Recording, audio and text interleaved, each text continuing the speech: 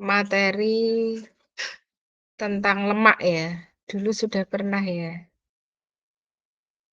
Semester 1 sudah dapat ya materi tentang lemak? Iya kah? Sudah ya? Sama Bu Cita ya? Betul, Ibu. Heeh. Saya ulang sedikit ya. Lemak itu kan merupakan salah satu zat gizi makro ya. Lemak itu tersusun atas gliserol dan asam lemak. Nah, maka gliserol dan asam lemak ini menghasilkan yang namanya trigliserid atau sering disebut lemak. Klasifikasi lemak itu kan ada lemak sederhana atau lemak netral, ya. Ada lemak majemuk, kompon lipid. Kompon lipid itu ada fosfolipid, lipoprotein.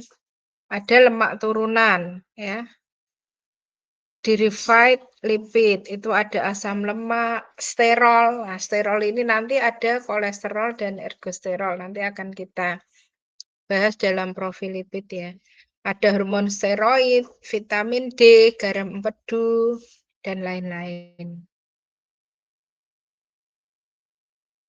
Nah, yang asam lemak itu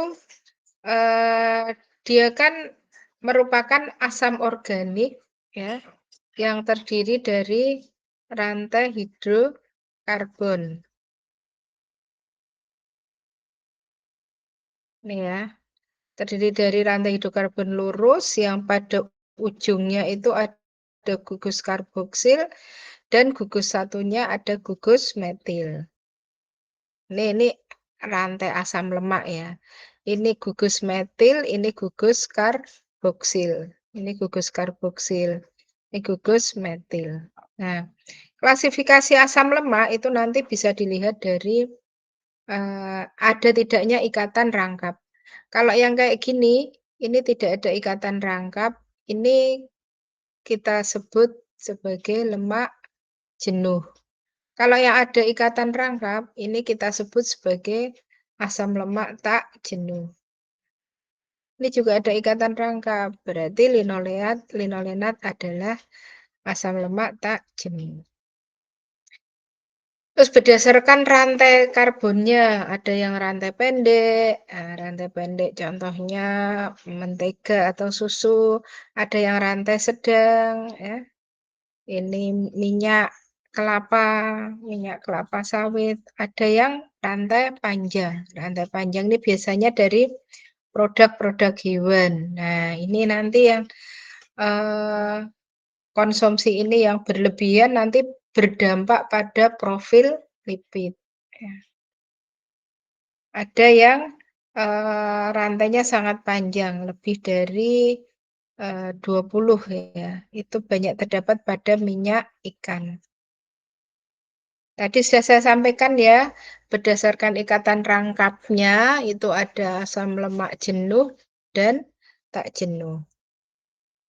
Nah, yang tak jenuh ini nanti yang akan berdampak positif kepada profil lipid. Ya, lemak jenuh ini nanti akan berdampak negatif pada profil lipid. Ini karena hanya mengulang.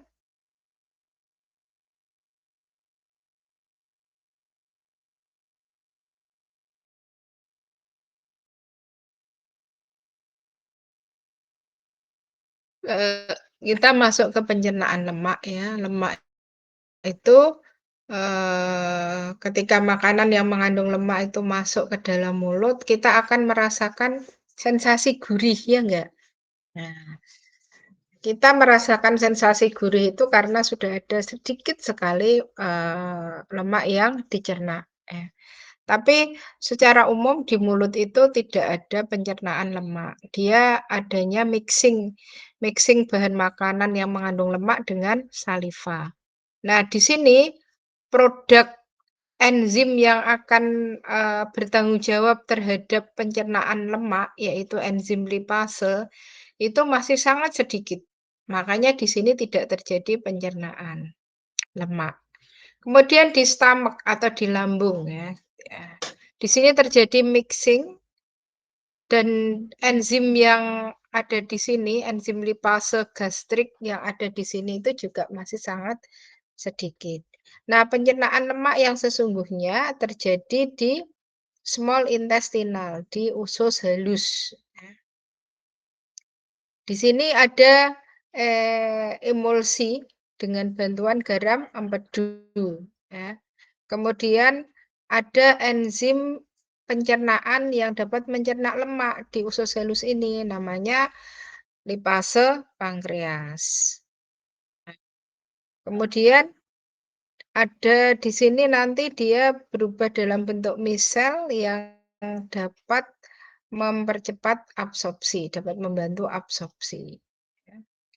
Jadi ini kalau kita lihat di sini, di usus ya kantong empedu itu mengeluarkan garam empedu. Fungsinya dia mengemulsikan lemak sehingga permukaan lemak itu menjadi lebih luas, sehingga dia akan lebih mudah ya. Lipase pankreas ini lebih mudah untuk memecah makanan yang mengandung lemak. Ada 3 jenis enzim sebetulnya di usus halus. Yang pertama adalah fosfolipase A2 atau PLA2. Ini dia akan mengubah fosfolipid menjadi free fatty acid dan lisofosfolipid. Kemudian lipase pankreas, ini dia akan mengubah triasilgliserol. Triasilgliserol itu ya lemak sesungguhnya yang ada di dalam makanan kita menjadi monogliserid dan free fatty acid. Jadi di sini triasilgliserol itu di usus halus dia akan dipecah menjadi monogliserol. Kemudian ada yang namanya kolesterol esterase. Kolesterol esterase ini dia akan mencerna ester kolesterol menjadi kolesterol bebas dan free fatty acid. Nah, produk dari pencernaan lemak dan garam empedu ini dia akan membentuk misel ya. Akan membentuk misel, gambarnya misel seperti ini ya. Yang sudah teremulsi ya. Jadi dia akan membentuk misel seperti ini. Ini gambarnya misel. Nah, ini dengan dia dalam bentuk misel sudah dapat terabsorpsi di sini. Nah, karena lemak itu bersifat hidrofobik, maka lemak ini harus berikatan dengan apolipoprotein ya, agar dapat larut di dalam air. Maka dia perlu apolipoprotein. Nah, lemak terus berikatan dengan apolipoprotein membentuk yang namanya kilomikron. Kilomikron ini nanti yang akan sehingga jenis lipoprotein ini terutama terdiri dari triasil gliserol. Nah, kemudian sesudah penguraian 70-80 triasil gliserol di dalam kilomikron, maka kilomikron remnan yang dihasilkan ini terikat pada reseptor sel-sel hati dan dieliminasi dalam pembuluh darah. Nah, lipid yang disintesis dalam hati dan dibawa dalam hati oleh kilomikron remnan ini dikemas menjadi yang namanya VLDL atau very low density lipoprotein. Ini adalah cikal bakal munculnya profil lipid yang bersifat jahat ya, yang disebut LDL ya nanti. Nah, VLDL ini dipecah menjadi IDL, intermediate density lipoprotein. Dan hampir semua triasilgliserol ini dihilangkan dari IDL. Dari IDL ini membentuk LDL. Nah, LDL ini yang sering disebut sebagai lemak jahat ya. Kolesterol jahat yang dia kalau kadarnya tinggi nanti akan menyebabkan resiko terjadinya plak pada pembuluh darah. Hati ini mensintesis. Nah, hati kita itu mensintesis yang namanya HDL, high density lipoprotein. Dia memainkan peranan dalam melakukan pengangkutan kembali kolesterol ke dalam hati. Jadi ada di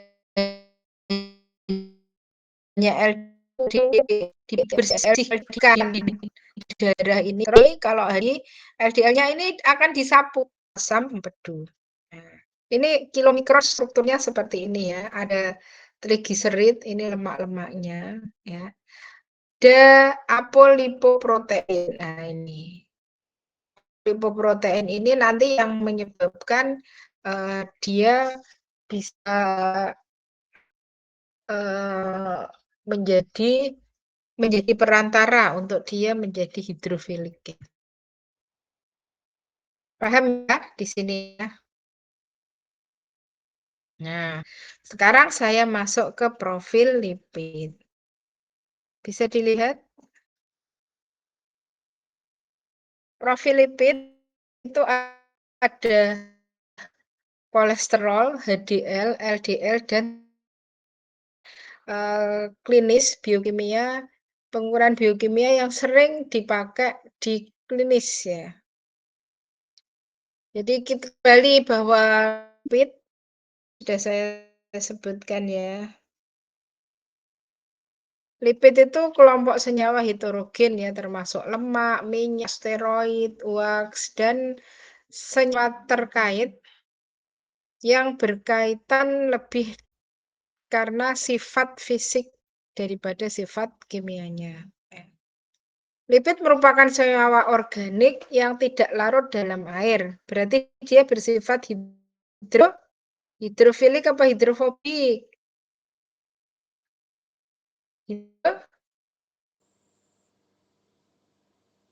Hidrofobik ya.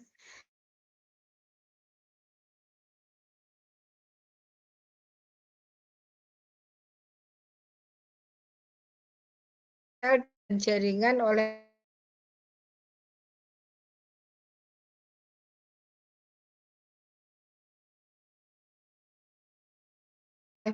lipid yang penting saya jelaskan ya, dapat di alam, dia dalam bentuk ester atau amida dalam berpit. Asam lemak ini merupakan asam organik ya, dia ada gugus karboksil CO dan ada gugus metil. Pembagiannya tadi sudah ya. Nah, metabolisme ini ringkasannya. Metabolisme lipid berpusat pada asam lemak dan kolesterol. Kolesterol itu merupakan sterol utama pada jaringan hewan dan merupakan komponen penting dari plasma dan lipoprotein dari membran sel luar. Molekul kolesterol ini mempunyai gugus polar pada bagian kepalanya, yaitu gugus hidroksil 3. Bagian molekul lain ini merupakan struktur nonpolar yang relatif kaku. Nah, ini gambaran kolesterol ya. Kolesterol seperti ini ya. Ada gugus OH, ada gugus CH3 juga ya. Kolesterol ini terkemas dalam kilomikron di usus dan dalam lipoprotein berdensitas sangat rendah atau sering disebut VLDL. Kolesterol diangkut lewat darah dalam partikel lipoprotein yang juga mengangkut triasil gliserol. Nah, ini ada 4 kelompok lipid yang bermakna di dalam klinis. Ya. Yang pertama adalah LDL atau kepanjangannya low density lipoprotein. Low density lipoprotein ini mempunyai kecenderungan melekat di dinding pembuluh darah. Makanya tadi saya sebut sebagai kolesterol jahat. Karena dia dapat melekat di pembuluh darah sehingga dapat menyempitkan pembuluh darah, terutama pembuluh darah kecil yang mensuplai makanan ke jantung dan otot. Kalau pembuluh darah kecil sudah tersumbat, maka nanti aliran yang ke jantung atau ke otak ya bisa terganggu. Kadar LDL Yang B ini akan mengendap pada dinding pembuluh darah arteri dan membentuk plak serta menyebabkan penumpukan lemak yang memicu terjadinya arteriosklerosis. Arteriosklerosis itu apa? Pengerasan dan penyumbatan timbunan lemak yang semakin lama semakin tebal dan keras di dalam arteri. Ya. Nah, plak ini dapat terlepas. Nah, kalau plak ini terlepas, membuat aliran darah. Dia dari tadi kan yang nempel di arteri, dia bisa terlepas, terus ikut aliran darah, bisa menyebabkan terjadinya dia membentuk embuli-embuli ya. Embuli ini yang akan menyebabkan terjadinya penyumbatan pada pembuluh darah. Nah, kalau yang disumbat itu aliran darah yang ke otak, maka dapat menyebabkan stroke. Stroke yang seperti ini disebut stroke iskemik ya. Jadi tidak pecah pembuluh darahnya, tapi pembuluh darahnya itu tersumbat. Itu stroke iskemik. Akibatnya kalau dia ini kan dia kurang oksigen. Nah, makanya disebut iskemik. Ini gambarnya ya. Nah, pada arteri yang normal itu seperti ini. Ini dinding pembuluh darah, ya, ada beberapa lapisan ya. Nah, ini kalau dia normal seperti ini. Jadi ibaratnya pentil tuh loh, Dek ya. Nah, pentil kalau ada sumbatan kan dialiri air kan gampang. Nah, ini dengan arteri kita ya. Ketika darah itu tidak dia tidak akan berpotensi untuk menyumbat. Kemudian yang di sini itu yang tidak normal, plak. Ya, ingat ya, ini nempel-nempel ya. Jadi dia menempel pada pembuluh darah, bentuknya bulat-bulat gini. Kalau ini semakin banyak tempelannya, kan dia akan menyumbat. Alirannya kan jadi ini, jadi terhambat. Akibatnya apa? Pembuluh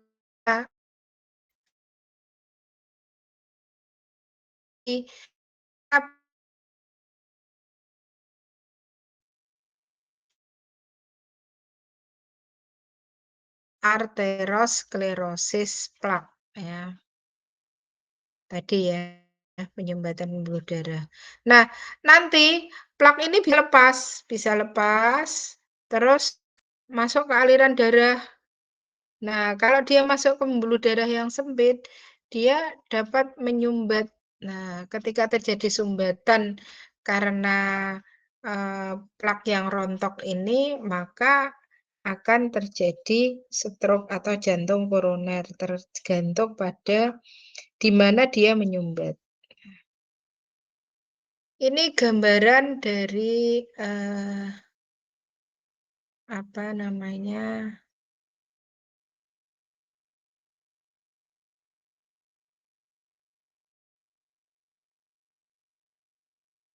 Gambaran dari tikus ya, ini organ tikus yang kita bedah ya.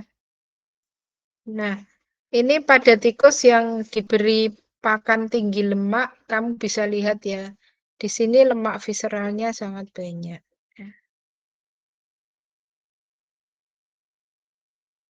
Lemak visceralnya sangat banyak sehingga ini sampai menutupi liver ya di sini.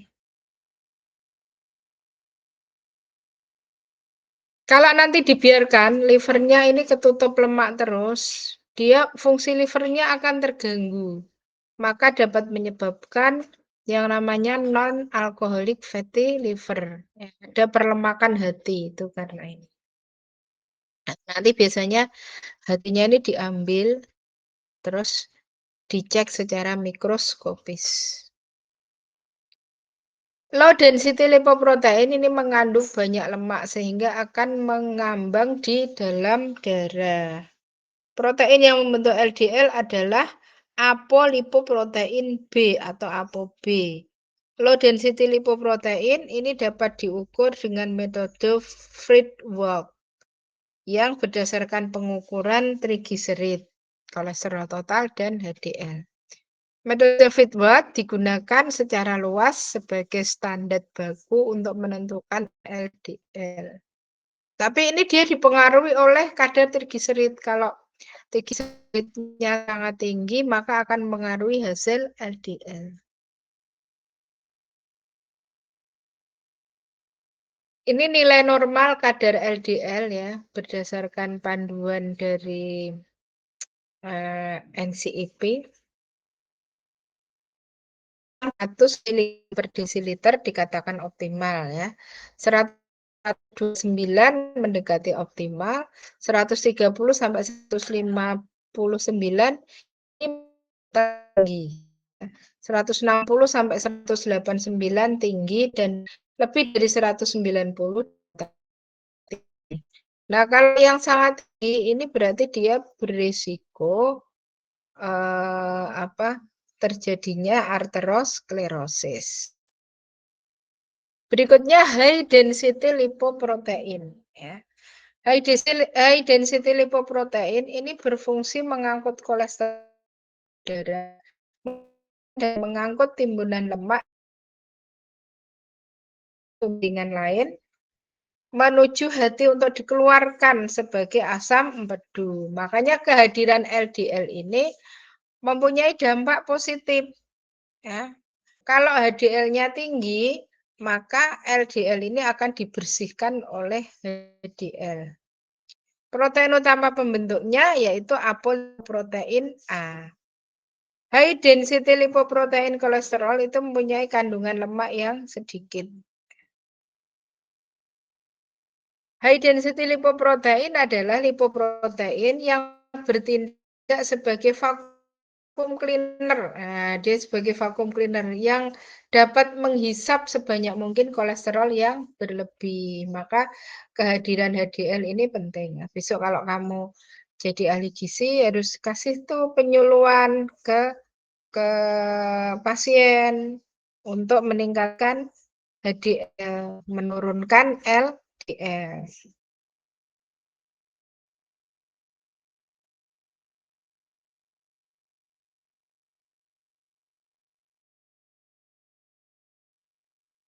Kadar HDL yang rendah ini dapat meningkatkan risiko terjadinya pembekuan darah yang menyebabkan stroke. Kadar HDL yang terlalu rendah ini berbahaya karena memiliki resiko ya, memiliki kadar HDL yang terlalu tinggi, sama bahayanya ya. Jadi kalau HDL rendah atau LDL-nya tinggi itu sama-sama bahaya. HDL yang terlalu rendah diiringi dengan kadar LDL yang tinggi, ini dapat memicu pembentukan plak dalam pembuluh arteri dan berpotensi menghambat aliran darah ke semua organ dan otak. Paham ya? Nah, ini nilai HDL ya. Kurang dari 40 itu rendah, 40 sampai 59 itu sedang, lebih dari 60 itu tinggi. Nah, kalau tinggi ini yang bagus. Berikutnya trigliserid ya. Trigliserid ini menyusun sekitar 90% lemak dalam makanan. Tapi bila jumlahnya terlalu banyak, ini akan buruk bagi pembuluh arteri. Kadar trigliserid yang tinggi ini dapat dipengaruhi oleh diabetes yang tidak terkontrol, diuretik, kortikosteroid, dan kebanyakan alkohol. Kadar trigliserid yang tinggi ini disimpan di bawah kulit sebagai bahan dasar pembentukan LDL di hati yang akan masuk ke dalam cairan darah.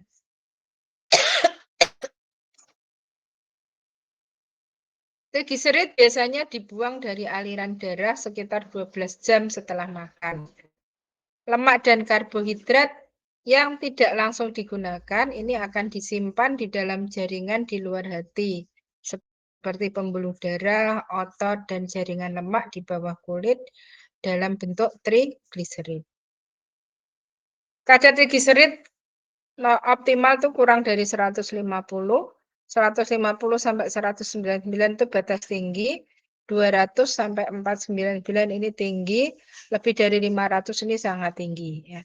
Cut off point ini kamu sendirikan ya. Jadi nanti kamu harus hafal, apalagi besok kalau kamu sudah PKL. Kalau dapat pasien dengan parameter biokimia seperti ini, nah kamu harus paham ya. Kolesterol. Nah, sekarang kolesterol ini saya belum kasih judul ya yang ini.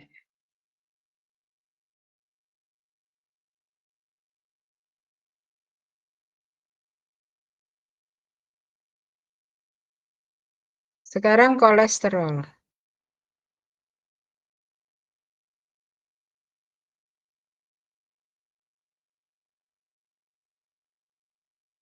Kolesterol itu merupakan senyawa lemak kompleks yang dihasilkan oleh tubuh dari bermacam-macam fungsi ya. Antara lain membentuk dinding sel. Ya. Jadi kolesterol ini juga sebetulnya dibutuhkan oleh tubuh kita, terutama anak-anak yang masih dalam taraf pertumbuhan. Jadi untuk pembentukan jaringan otak butuh kolesterol, ya. Kemudian untuk pembentukan organ dalam itu juga butuh kolesterol. Jadi kolesterol ini tetap penting untuk tubuh kita ya. Tapi kalau berlebihan itu jadi tidak sehat. Kolesterol dalam zat makanan ini akan meninggalkan kadar kolesterol dalam darah. Namun selama kadar kolesterol itu tetap seimbang dengan kebutuhan, tubuh akan sehat gitu. Tapi kalau berlebih, nah itu yang jadi nggak sehat. Penetapan kadar kolesterol kurang dari 200 itu rendah, 200 sampai 239 itu sedang, lebih dari 240 itu tinggi. Ini kadar kolesterol. Sampai di sini ada pertanyaan? Kalau tidak kita masuk ke status glikemik. Ya. Apa itu status glikemik? Status glikemik ini memegang peranan yang penting dalam pencegahan progresivitas resistensi insulin. Jadi status glikemik ini berkaitan dengan fungsi insulin. Ketika seseorang itu hanya fungsi insulin sudah bagus, maka status glikemik kontrol terhadap status glikemik ini berperan penting ya pada kejadian yang diakibatkan adanya resistensi insulin. Ada yang tahu resistensi insulin itu apa?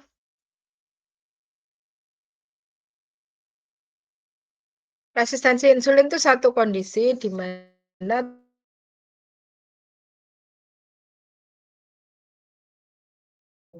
tapi insulinnya ini tidak dapat berfungsi dengan baik.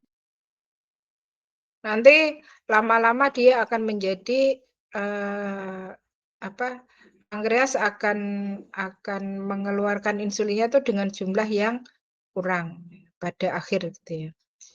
Kontrol glikemik yang tidak bagus ini memegang peranan penting dalam peningkatan prevalensi penyakit diabetes mellitus tipe 2. Makanya pengukuran status glikemik ini menjadi penting di dalam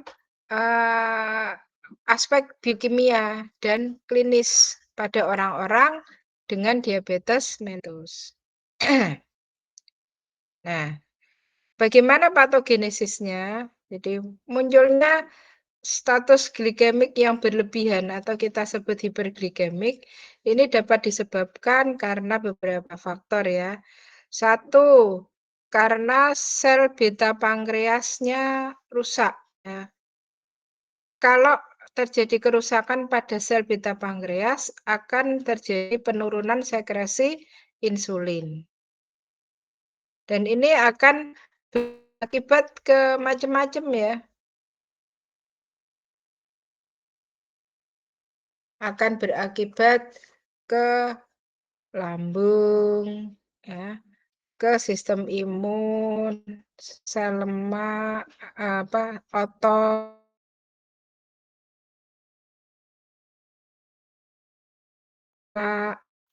kolon, mikrobia, usus halus, dan ginjal. Kalau kamu lihat orang-orang dengan diabetes mellitus, di mana sel beta pankreasnya ini sudah rusak, dia akan merembet ke otak, ya, neurotransmitter. Sistem imunnya juga akan menurun, ya. Kemudian terjadi abnormal mikrobiota, biotanya yang ada di kolon jadi abnormal.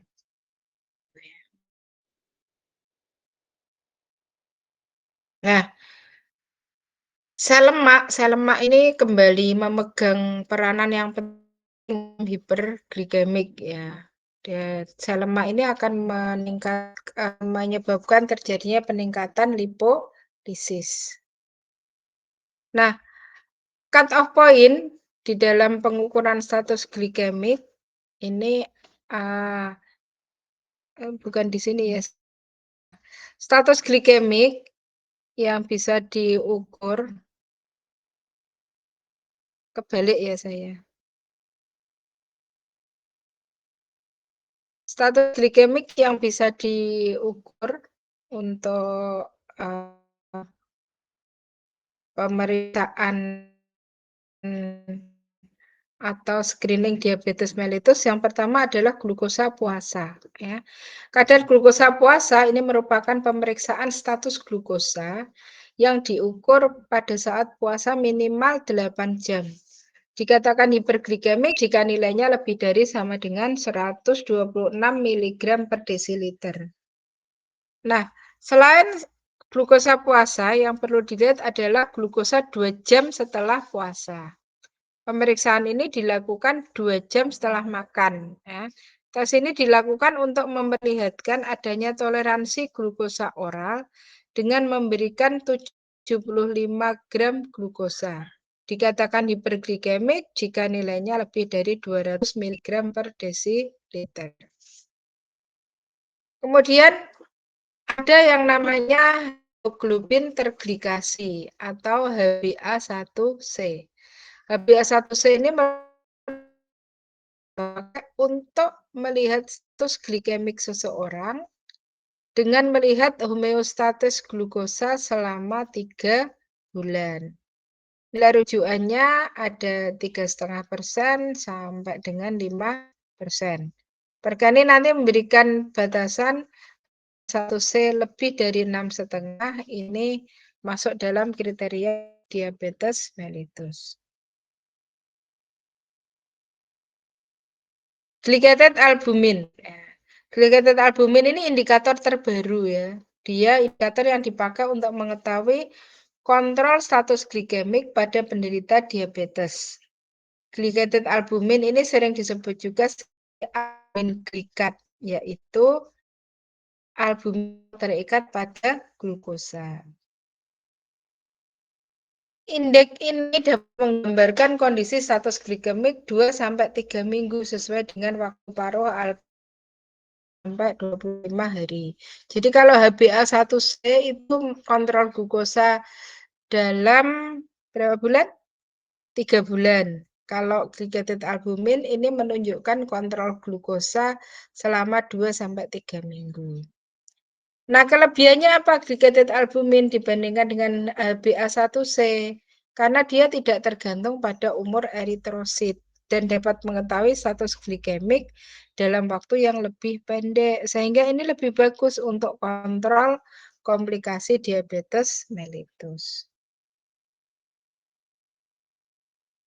Glycated albumin ini juga dapat dipakai sebagai tanda adanya reaksi glikasi non-enzimatis di dalam tubuh, ya.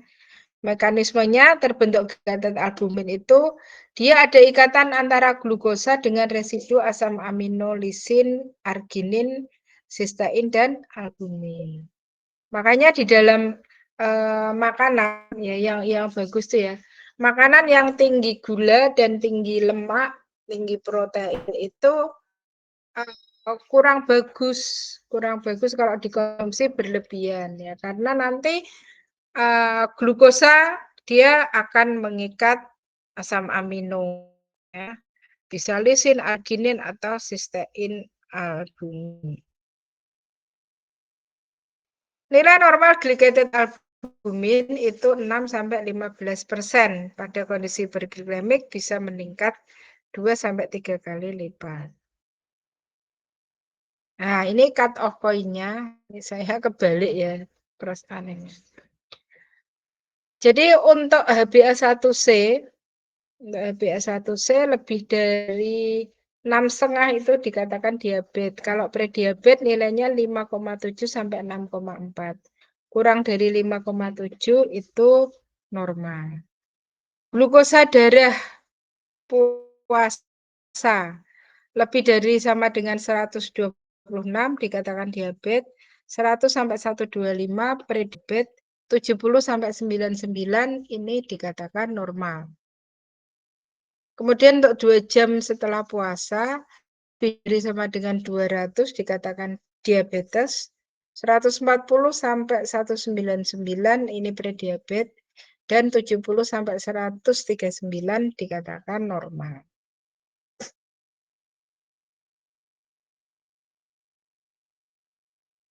Bisa dipahami ya? Kita masuk pada fungsi hati. Hati kita itu sebagai ini pemeriksaan fungsi hati ya, nanti yang SGOT, SGPT. Karena materi hari ini itu biokimia yang berkaitan fungsi pankreas, biokimia yang berkaitan dengan fungsi liver. Terus biokimia yang berkaitan dengan profil lipid. Hati sebagai organ kelenjar terbesar memiliki peran penting dalam metabolisme glukosa dan lipid. Ya. Bantu proses pencernaan, absorpsi lemak dan vitamin yang larut di dalam lemak. Untuk detoksifikasi tubuh dari zat toksik. Ini fungsi dari hati. Nah, pemeriksaan laboratorium penyakit hati ini sering diminta oleh klinisi untuk penapisan dan deteksi adanya kelainan atau penyakit hati.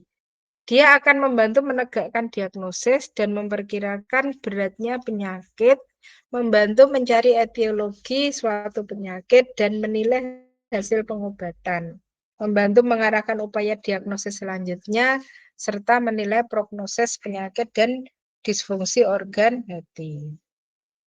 Nah, salah satu yang dipakai, jadi yang dipakai itu banyak, tapi yang sering dipakai adalah pemeriksaan SGOT dan SGPT. SGPT itu SGOT ini enzim transaminase yang meliputi enzim alanin transaminase atau ALT atau serum glutamat piruvat transferal atau SGPT dan aspartat transaminase atau AST dan serum glutamat oksaloasetat transferase atau SGPT.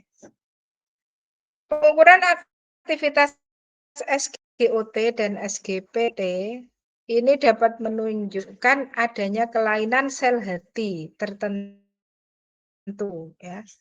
Meskipun bukan merupakan uji fungsi hati yang sebenarnya, tapi dengan SGOT dan SGPT ini dapat terlihat pengukuran aktivitas enzim ini tetap diakui sebagai uji fungsi hati. Jadi SGOT, SGPT itu yang diuji adalah aktivitas enzimnya. Kalau enzimnya bagus, berarti fungsi bagus mengalami peningkatan menunjukkan fungsi hati yang terganggu. Bisa dipahami ya? Halo? Bisa, Iya, Ibu. Ibu.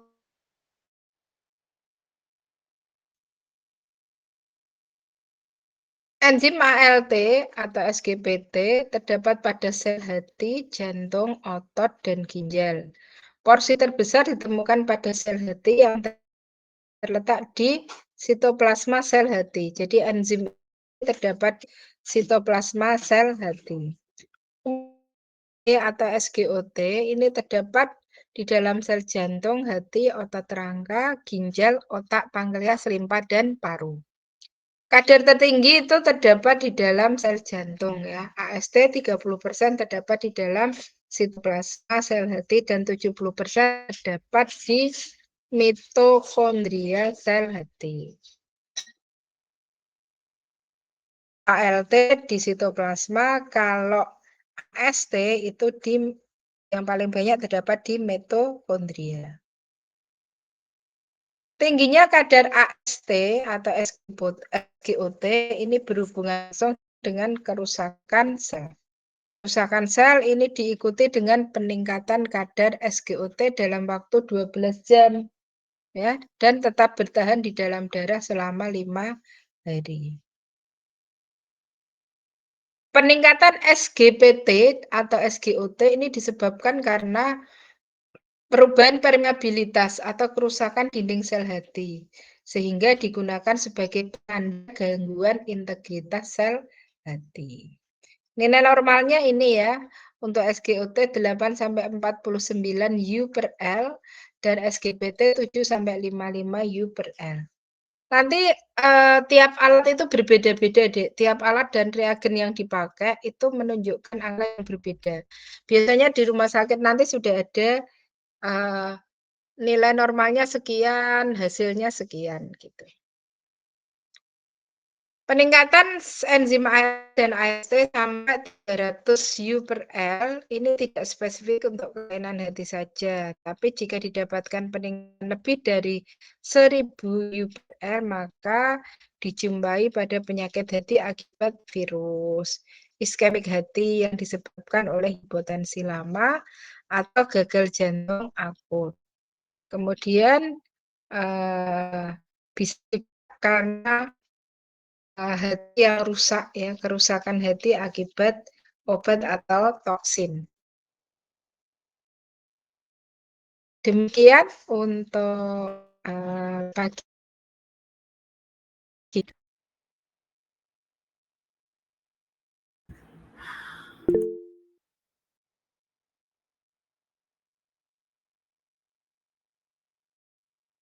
Assalamualaikum Ibu, izin bertanya. Iya. Tadi kan yang resistensi insulin itu apakah dapat disebabkan oleh obat-obatan, Ibu? Kalau ada disebabkan oleh obat-obatan, obat apa saja yang bisa menyebabkan kenaikan resistensi insulin? Terima kasih. Ya, sama-sama. Kalau resistensi insulin hampir tidak ada yang disebabkan karena obat-obatan. Gitu ya. Jadi resistensi insulin itu banyak disebabkan karena penimbunan lemak ektopik. Makanya resistensi insulin itu berkaitan dengan obesitas. Emang ada yang mengatakan resistensi insulin, ada yang mengatakan resistensi insulin dulu baru terjadi obesitas. Itu sampai sekarang masih debatable. Tapi kalau mekanismenya ketika banyak lemak visceral, lemak yang di dalam sel perut itu akan mengganggu fungsi pankreas. Nah, akhirnya dia akan menyebabkan kalau fungsi pankreas terganggu kan berakibat ke insulin karena insulin itu diproduksi oleh pankreas. Sehingga fungsi insulin juga akan tidak optimal. Itu yang disebut resistensi insulin. Paham ya? Baik, Ibu. Terima kasih, Ibu. Ya, sama-sama. Ada lagi yang ditanyakan? Kalau tidak ada, saya cukupkan sekian. Billahi taufiq wal hidayah. Assalamualaikum warahmatullahi wabarakatuh.